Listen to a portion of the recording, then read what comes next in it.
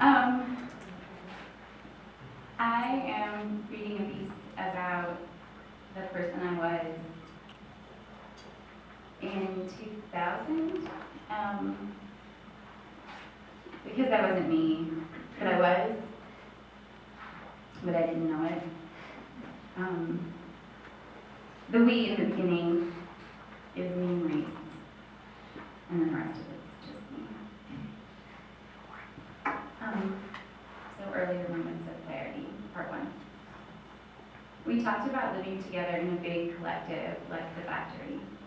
I said, no one will ever want to live with me because of the kids.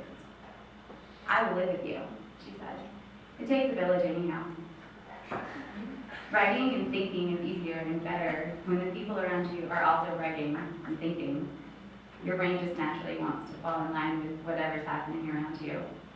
Mine, anyway. This is a problem when what's happening around me is a movie marathon or a Nerf gun war. I wanted the collective. We all wanted the collective. I still want it. In 2000, when I was still just a doll on a shelf, I stayed at the Eco Village for a while in the spring or maybe summer. 5 or 6 other people were living in the house and contributing and growing as humans. I was paying $12 a night and thinking about myself. An older man who used to work for NASA was there, and he just started getting into quinoa. Quinoa is a complete protein. Quinoa doesn't take as long to cook, so you use less energy and fewer resources. Quinoa can go with almost anything. Had I ever had it in a salad? I had not. Well then, he would make some for me the next day. Okay. The NASA man had recently left his wife and had been traveling all over and figuring out who he was and how he could be better.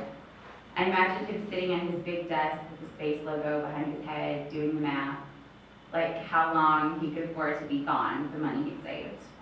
And realizing he could stay gone for a long time, actually. I imagined him being excited and sure about things for the first time in probably 25 years. I considered his wife for an instant, her feelings about his leaving, and then she was gone.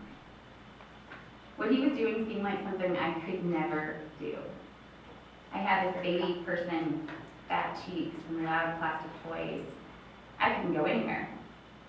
I thought I couldn't go anywhere. I didn't realize I was there already, that I had gone somewhere and it was there.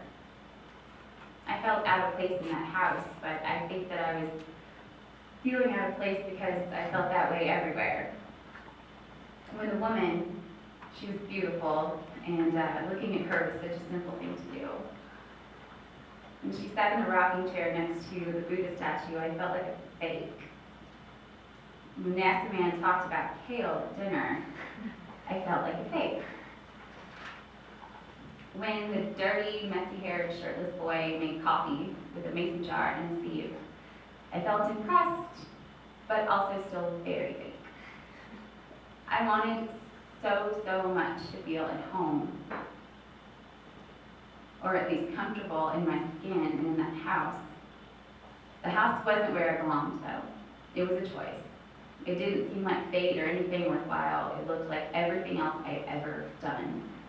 With the notable exception of this tiny dog-eared moment when I stood outside and said to his eyeballs, I need to stay here. This is where I need to be. Where can I stay? I have money. I could stay at the Eco Village. I could pay the small dollars and be very quiet because it was already so late. Wait, did the child cry? No, not usually. Would he need anything special? No, definitely not. Then I could borrow the small space. They were happy to help, yes. I think it was the first decision I'd ever made without the benefit of an outside opinion.